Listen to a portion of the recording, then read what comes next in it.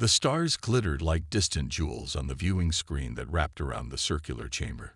12 beings sat at a round table, each one different from the others. Some had scales, others had fur. Some had too many eyes, others none at all. This was the Galactic Council, the ruling body of the known universe for the past 3,000 years. Council President Skatharn tapped a long, three-fingered hand on the smooth table surface. The soft sound echoed through the chamber, bringing all conversations to a halt. "We must address the human situation," Skatharn said. His voice was deep and rumbling, like stones rolling down a mountain. "Our observers report that they have advanced from primitive rocket technology to antimatter drives in less than 70 years. This rate of progress is—" He paused, searching for the right word. "Concerning."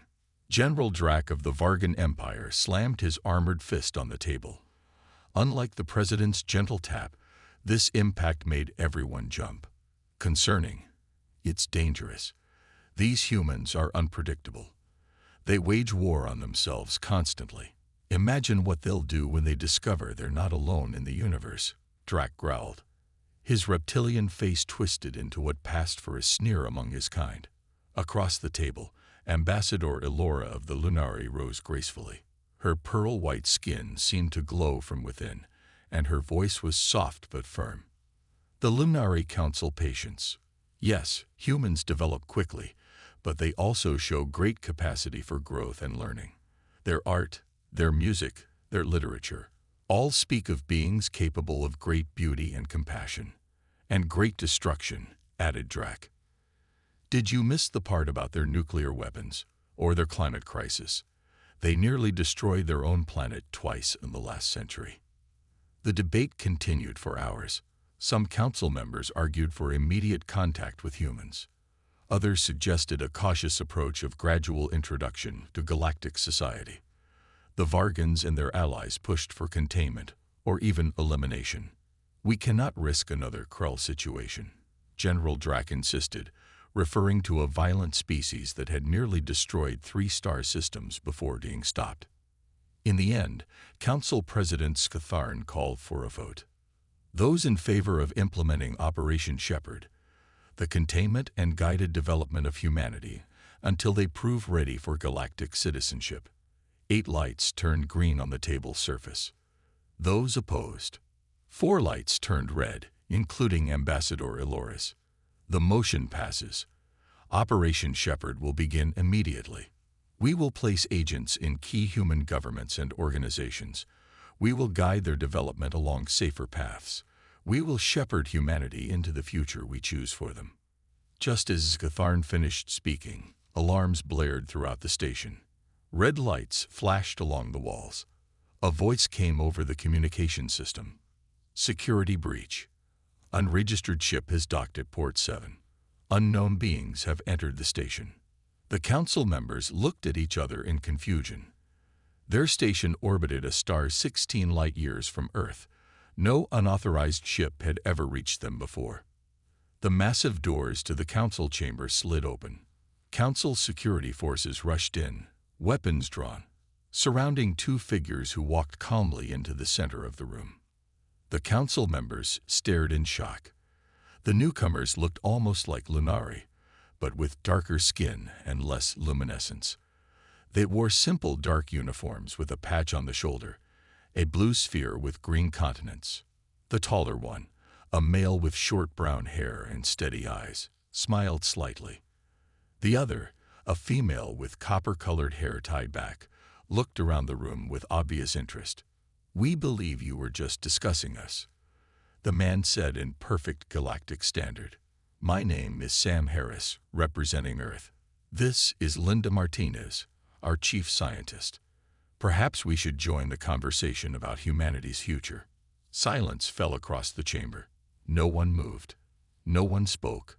The council had voted to control humanity's destiny, but humanity had just walked in the door. Chaos erupted in the council chamber. The security forces tightened their circle around the 2 humans, weapons raised. General Drac jumped to his feet, his scales flushing a deep red color. "How did you find this place? How did you get past our defenses?" he demanded. Sam Harris remained calm, his hands open at his sides to show he carried no weapons. We've been listening to your communications for almost a year now. Your encryption is good, but not good enough. Linda Martinez stepped forward. Despite the weapons pointed at her, she seemed more curious than afraid. We detected your observation satellites around Earth 2 years ago. Once we knew we were being watched, we started watching back. Council President Scathern raised a hand, and the security forces lowered their weapons slightly. His 3 eyes blinked in sequence as he studied the humans. This is impossible, he said. Our reports indicate the humans are at least 30 years away from developing interstellar travel technology. Linda smiled. With all respect, Mr. President, your reports were wrong.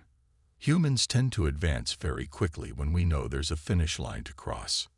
Ambassador Elora of the Lunari moved closer to the humans, her white skin glowing with interest. You speak our language perfectly. How is this possible?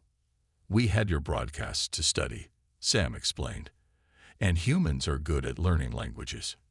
General Drac slammed his fist on the table again. This is a trick, a deception.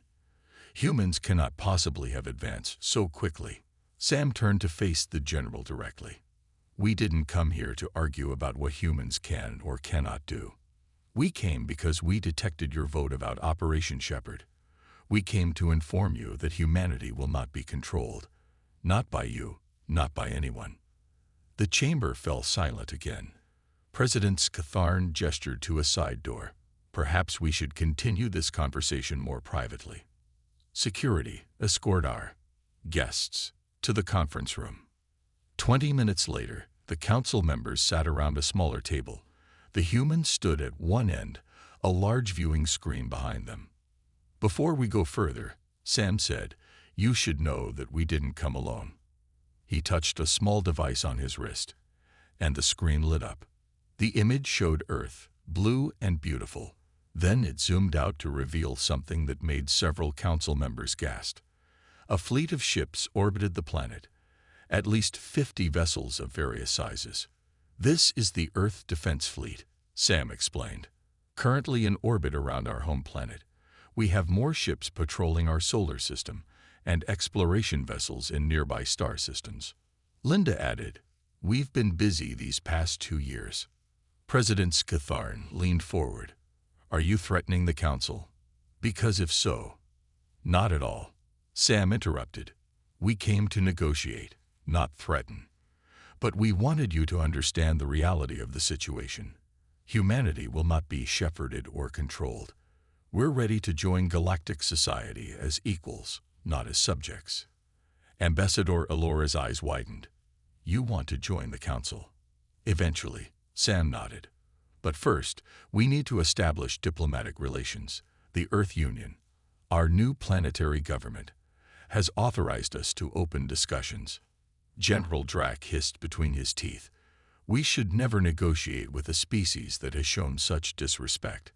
They invaded our most secure facility. Sam turned to the general with a calm expression. We walked through your front door, which you left poorly guarded. If humans had wanted to invade, you wouldn't have seen us coming.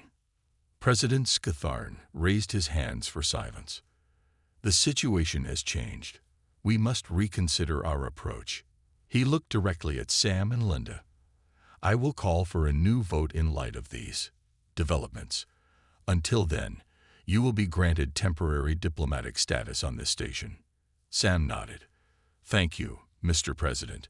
And while your council deliberates, a formal Earth delegation will arrive tomorrow to begin proper negotiations.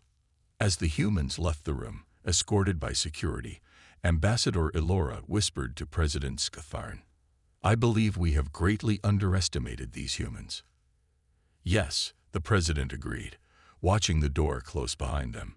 And that may be the most dangerous mistake the Council has ever made. 1 week after Sam and Linda's surprise arrival, a larger ship docked at the Council station.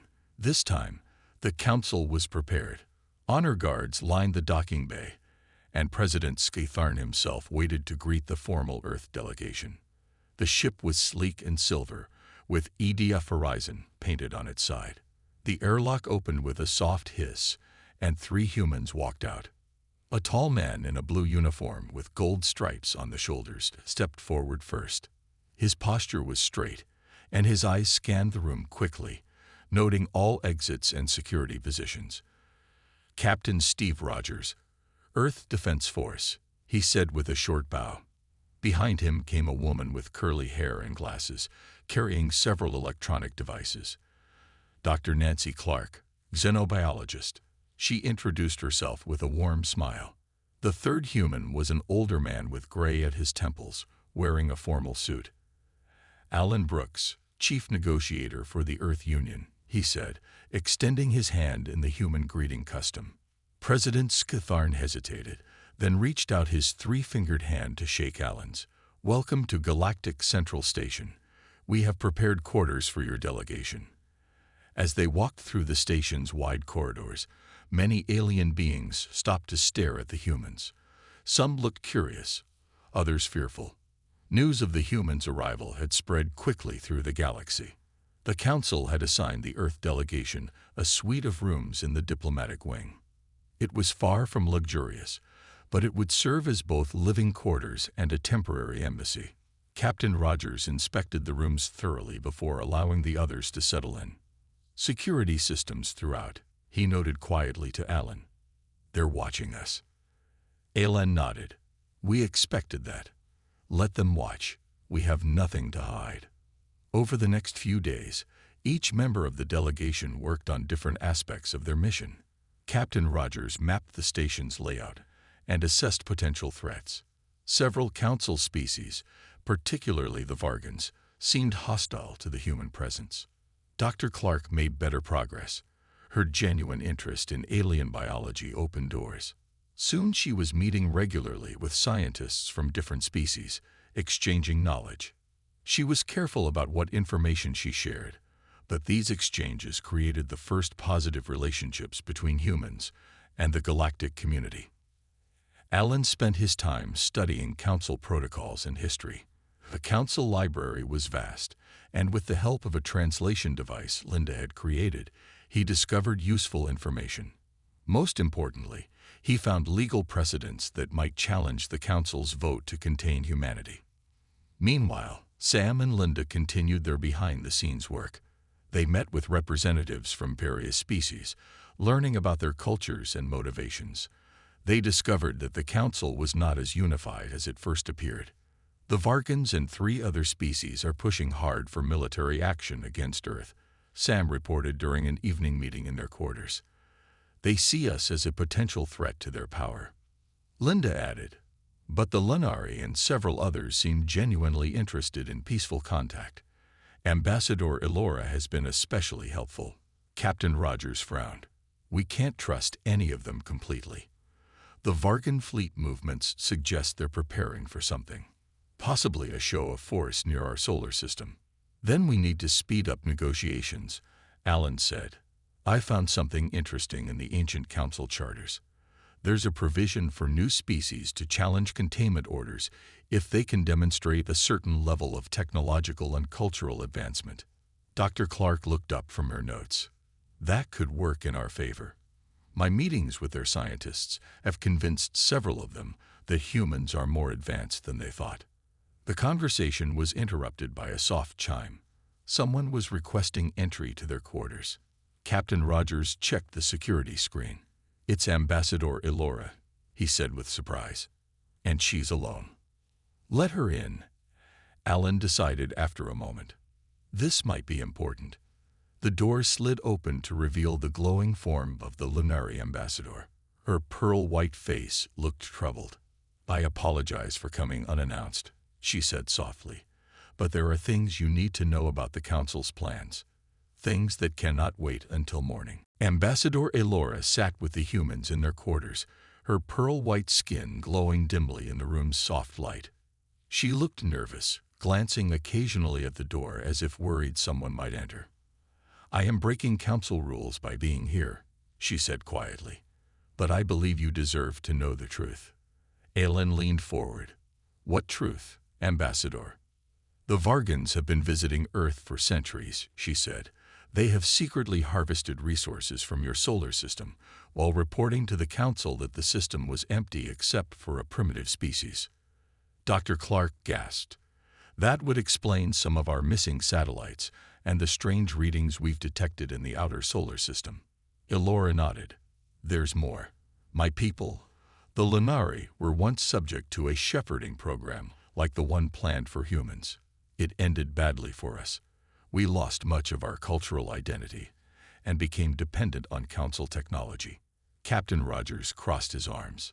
So the Vargans want to keep harvesting our resources, and they're using this containment plan as cover. Yes, Elora confirmed, but not all Council species agree with this approach. Some of us believe humanity deserves the chance to join galactic society on equal terms. Sam studied the Lunari ambassador carefully. Why are you telling us this? You're risking a lot. A small smile appeared on Elora's glowing face. Because my people remember what it's like to be considered lesser. We don't want to see it happen again. After Elora left, the humans discussed this new information. We need proof of these Vargan operations, Alan said. If we can present evidence to the full council, we might be able to stop Operation Shepherd. The next morning, Dr. Clark was working in the science lab with a friendly Opteran scientist named Zim. Unlike most aliens, the insect-like Opterans had welcomed humans with curiosity rather than fear. As they examined cell samples, Clark casually mentioned ancient artifacts found on Earth. Zim's antennae twitched with excitement. Earth was once home to another species, long before humans. Did you know this? Clark looked surprised. No, I didn't. Oh yes, Zim continued, typing on a console. Look at these records. The Council keeps them restricted, but as a senior scientist, I have access. The screen showed images of structures buried deep beneath Earth's oceans and hidden in mountain ranges. They appeared to be ruins of an advanced civilization. Who were they? Clark asked, truly amazed. They were called the Zendari. Some believe they were one of the founding species of the Council, but they disappeared about 30,000 years ago. Meanwhile, Captain Rogers had discovered something troubling. Using a small device Linda had created, he detected surveillance equipment throughout the human quarters. It was more extensive than normal diplomatic monitoring. They're watching everything we do, he told Sam when they met in a station garden area, away from the listening devices. And I've detected unusual ship movements. The Vargan fleet is mobilizing. Sam nodded grimly. We need to speed things up. Linda found something interesting in the Council data networks. There are signals suggesting another species is involved, one not represented on the Council. Back in their quarters, Alan was reviewing ancient Council documents when he found something shocking. Look at this, he said when the others returned. There's a record of a Council mission to Earth in the 1950s. They attempted early containment but failed because of unexpected human resistance. Linda studied the document. This explains those UFO sightings from that era. They weren't just stories. As they discussed these discoveries, the communication panel chimed. It was President Scathorn. Chief Negotiator Brooks, he said formally, the Council requests your presence for an emergency session in 1 hour. A Vargan patrol ship has been destroyed near Earth space. General Drac is demanding immediate action. The screen went dark, leaving the humans looking at each other in alarm. That's impossible, Captain Rogers said firmly. Our ships have strict orders not to fire unless fired upon. This smells like a setup, Sam said.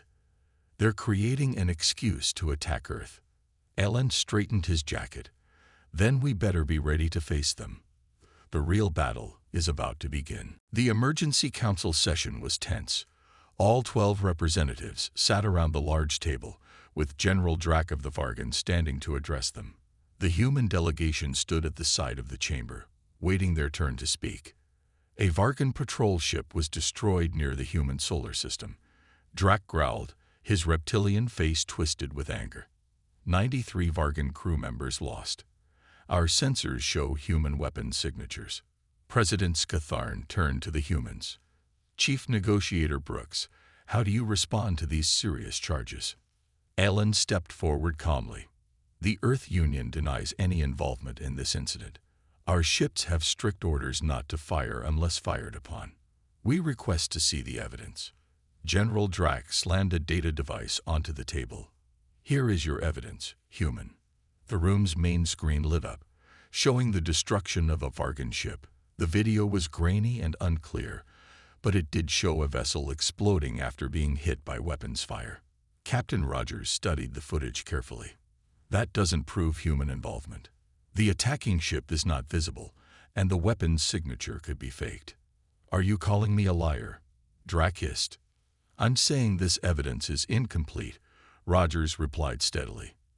And I find the timing suspicious. Just as we discover evidence of illegal Vargan mining operations in our system, suddenly we're accused of attacking them. Murmurs spread around the council table. President Scatharn looked surprised. What mining operations? Alen nodded to Linda, who stepped forward with a datapad. With Ambassador Elora's help, we found records of unauthorized Vargan mining in our Kuiper belt going back 200 years. This violates council law regarding developing worlds. The council chamber erupted into chaos. Several representatives demanded to see the evidence. Others argued about the implications. General Drack shouted denials. President Scatharn banged his gavel for order. This is most disturbing. Both accusations must be investigated fully. At that moment, the chamber doors slid open. A human woman in a captain's uniform walked in, flanked by 2 officers. She saluted Captain Rogers, then turned to the council. I am Captain Grace Williams of the Earth-ship Swift Justice. We received your emergency transmission and came at maximum speed. President Scatharn blinked his 3 eyes in sequence. What emergency transmission? This one, Captain Williams said, activating a small device. A voice message played, clearly from the council station, requesting immediate human assistance. Scatharn looked confused. We sent no such message. Linda stepped forward. Someone on this station did. And I think I know why. She connected her data pad to the chamber systems. While investigating the Vargan mining operations, I discovered unusual communication patterns. The main screen changed to show a complex diagram of signal paths. These communications don't match any known council species. They're being routed through this station to multiple points across the galaxy. Dr. Clark gasped as she studied the pattern. This matches what Zim showed me about the Zendari communication network. Sam looked at President Scatharn. We believe another force is manipulating events, trying to provoke conflict between humans and the Council. Before Scatharn could respond, the station's alert system activated. Red lights flashed, and a computerized voice announced, Warning! Unauthorized access to lower-level secure area. Warning! Security feeds appeared on the chamber screens, showing a section of the station that looked ancient compared to the rest. There, a group of figures in dark clothing were opening what appeared to be large stasis pods. That's the original section of the station, Ambassador Elora said, her voice filled with awe. Built thousands of years ago. It was sealed off centuries before I was born. General Drack stood suddenly. The progenitor chamber, it's being breached. He turned to his aides. Security teams to the lower levels immediately. Captain Rogers looked at Sam. Progenitors. Sam shook his head, equally confused. I don't know. President Scatharn stood, his normal calm replaced by visible worry. This council session is suspended. All members return to your quarters and await further instructions. As the council members hurried out, Alan grabbed Scatharn's arm. What's happening? Who are the progenitors? Scatharn hesitated, then replied in a low voice. The species that created us all. Chaos erupted throughout the station. Alarms blared continuously while beings of all species rushed through the corridors. The human delegation, led by Captain Rogers, followed President Scatharn and a group of council security forces toward the ancient section of the station. The progenitors were believed to be extinct, Scatharn explained as they hurried along. They created many of the species in the galaxy, including my own, then disappeared about 30,000 years ago. Like the Zendari? Dr. Clark asked, recalling her conversation with Zim. Skatharn looked surprised. The Zendari were one name for them. Yes. How did you know that? Before Clark could answer, they reached a massive door that looked far older than the rest of the station. It was partially open, with clear signs that someone had forced it. General Drac and a squad of Vargan soldiers were already there, weapons ready. "Stand back," Drac ordered. "This is Council security business." "The humans stay with us," Skatharn countered. "This concerns all species." Captain Williams studied the door. "This technology is familiar somehow. It resembles artifacts we found on Earth." Inside, they found a vast chamber filled with what looked like glass coffins arranged in circles. Each coffin, stasis pod, contained a sleeping being. Most of the pods were dark and empty, but 7 still glowed with soft blue light. In the center of the room stood a group of figures in dark clothing. They turned as the council group entered, revealing themselves to be Vargans, but wearing different uniforms than Drac's soldiers. "What is the meaning of this?" General Drac demanded. "Why are Vargan special forces here?" The leader of the group stepped forward. "We serve a higher authority than you, General. The progenitors must not awaken." Aelin looked more closely at the stasis pods. "These beings, they look almost human." Dr. Clark moved to one of the active pods and gasped. "Their DNA structure must be similar to ours. Look at the basic body shape, the proportions." Linda was examining a control panel near the central pod. "This technology is incredibly advanced, but I recognize some of the principles. It's like a more evolved version of systems we've been developing on Earth." Suddenly, one of the dark-uniformed Vargans raised a weapon.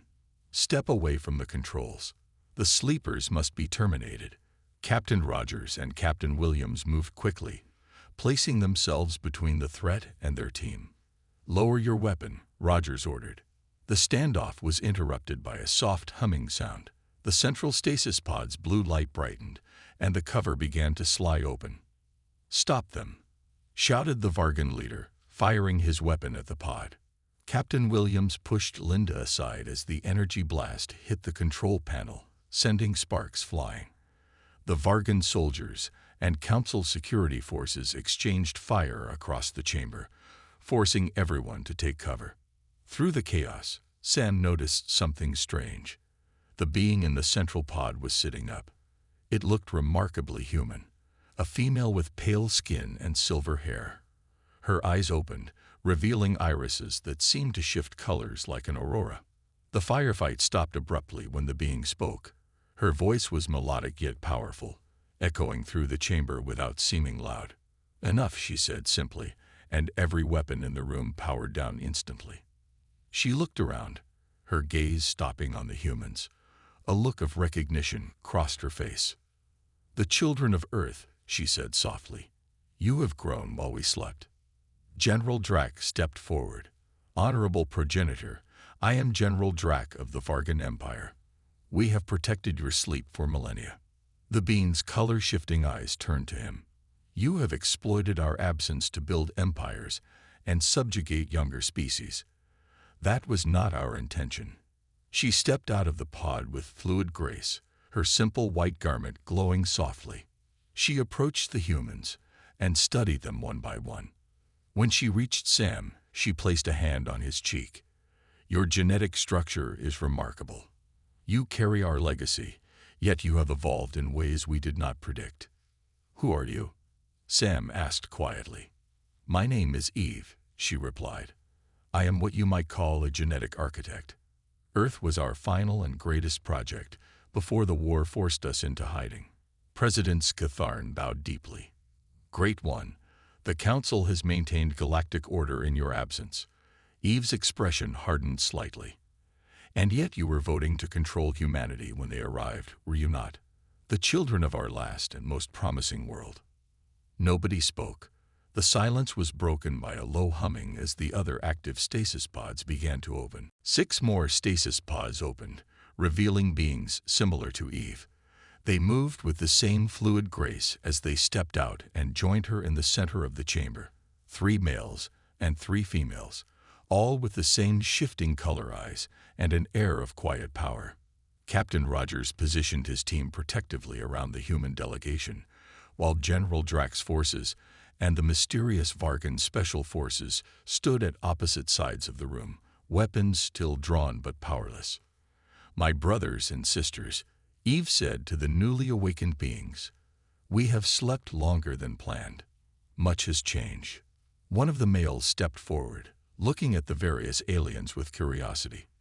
"The experiment continued without our guidance." "It appears so, Adam," Eve replied. She turned to the humans.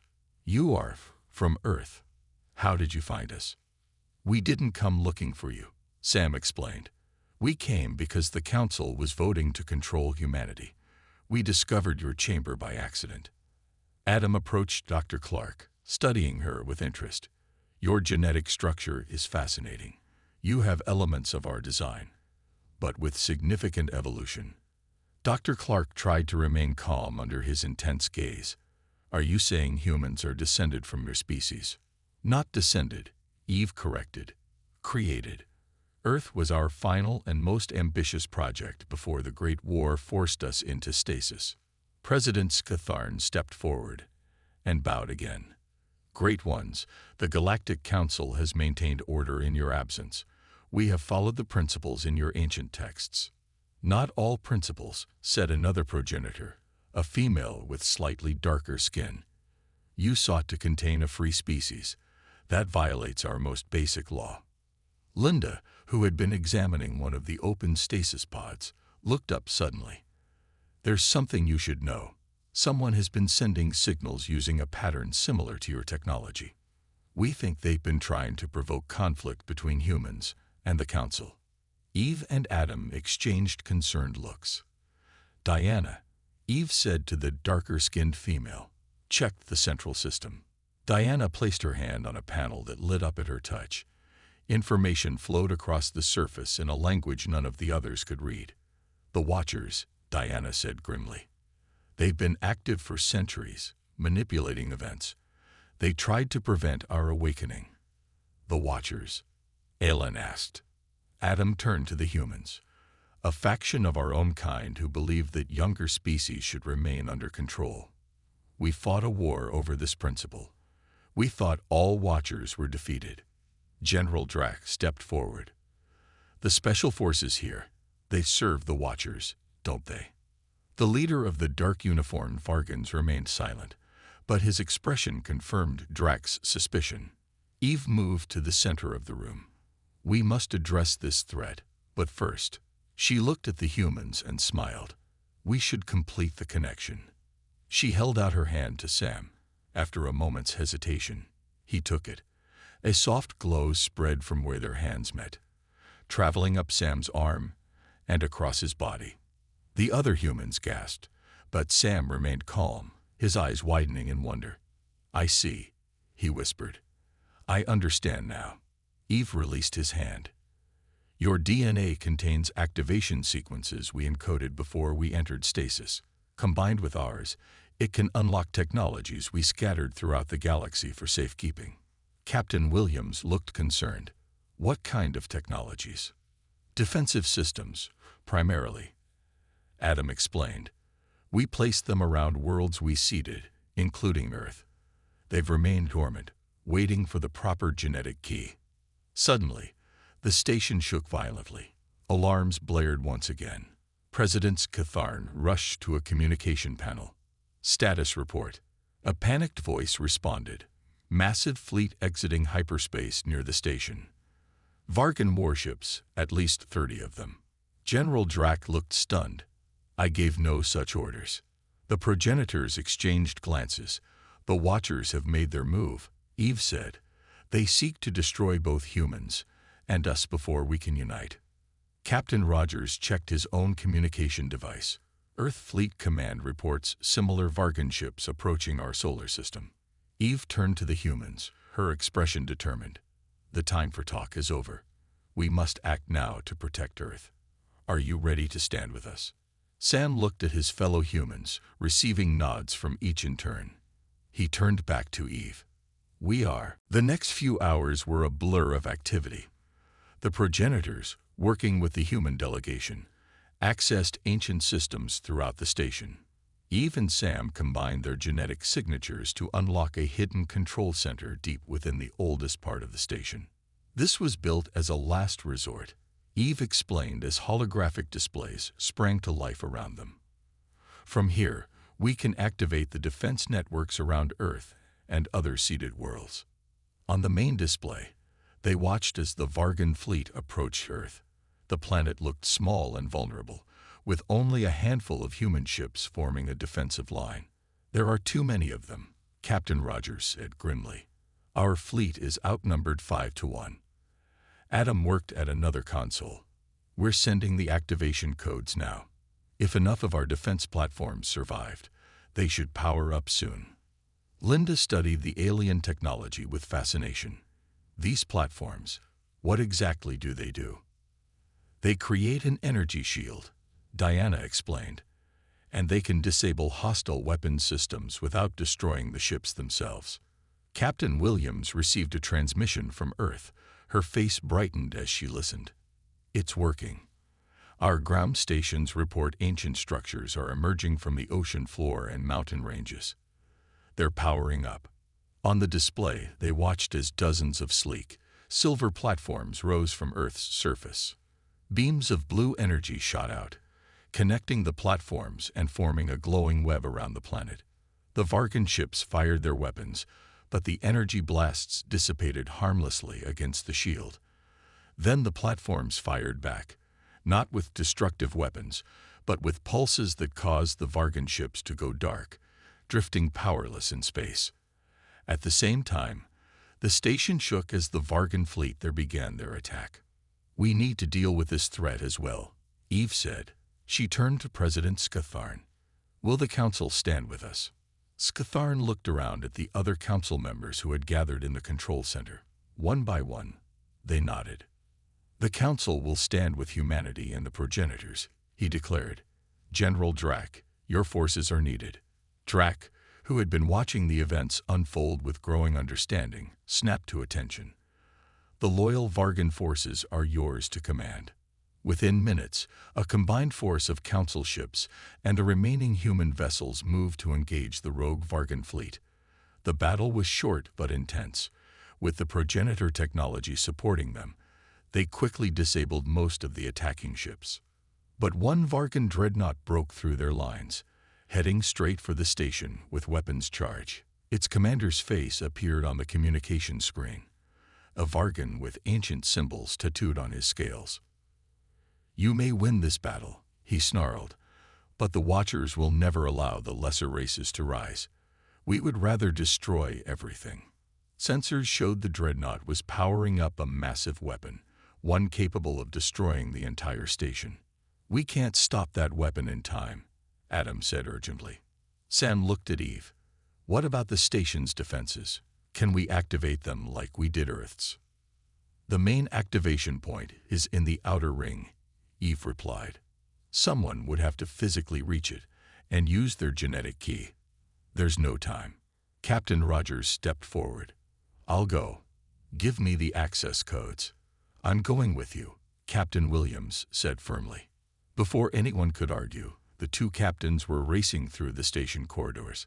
Following Eve's directions, they reached the activation chamber just as the dreadnought came into firing position. "The sequence requires both a progenitor and human DNA," Rogers said, looking at the control panel. Eve transferred some of her genetic markers to Sam when they touched. Williams replied, "Maybe he passed some to you when you shook hands earlier." Rogers placed his palm on the panel. For a heart-stopping moment, nothing happened. Then the panel glowed blue, recognizing the faint trace of progenitor genetics. The station hummed as ancient defense systems activated. A shield similar to Earth's enveloped the station just as the dreadnought fired. The weapon's energy scattered harmlessly across the shield's surface. Back in the control center, Eve smiled as she watched the protection field activate. "It seems humanity truly is ready to join the galactic community." President Scytharn approached the humans and progenitors. The Council votes again today. This time, we vote to welcome humanity as equals, under the guidance of the returned progenitors. Sam looked around at his fellow humans, then at their new progenitor allies. We accept your welcome, but we will forge our own path forward. As partners, not subjects. Eve nodded approvingly, just as we designed you to do.